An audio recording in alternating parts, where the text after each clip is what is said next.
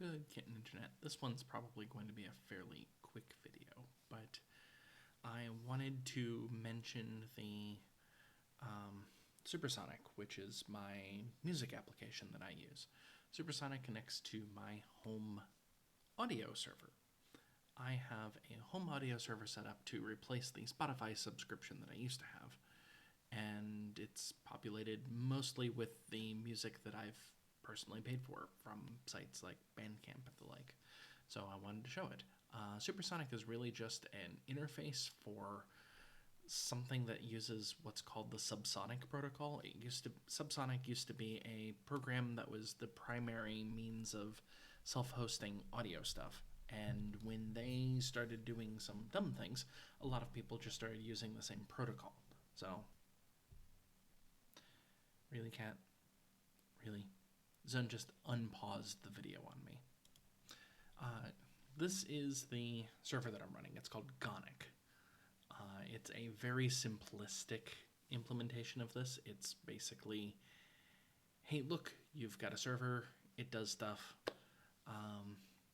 So I have 76,000 tracks. There's a reason why I said mostly purchased by myself. Or I should say purchased in some manner. So I inherited my parents' music collections when both of them had died.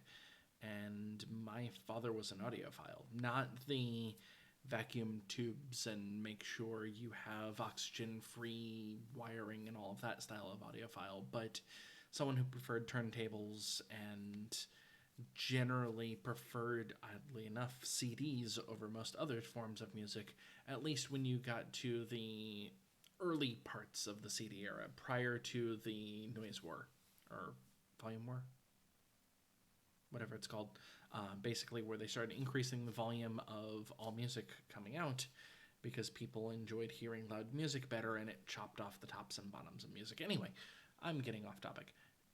Gonic is as it says at the top, that I doubt anyone can read but me, it is a subsonic server API implementation. It's a very lightweight server. I do have a couple of problems with it, which is the reason why it wasn't running when I did that video a couple of days ago now, I think. But this works extremely well for me. I may end up switching to a different service sometime in the future just because of the slight bit of unreliability that I've had with Gonic, but the actual server interface doesn't really do all that much, to be fair. But Gonic is an open source platform. You can see some things have been updated within the past 24 hours even. This is a fairly up-to-date project. Last release was January, but it's, somebody's hobby, or some groups of people's hobby.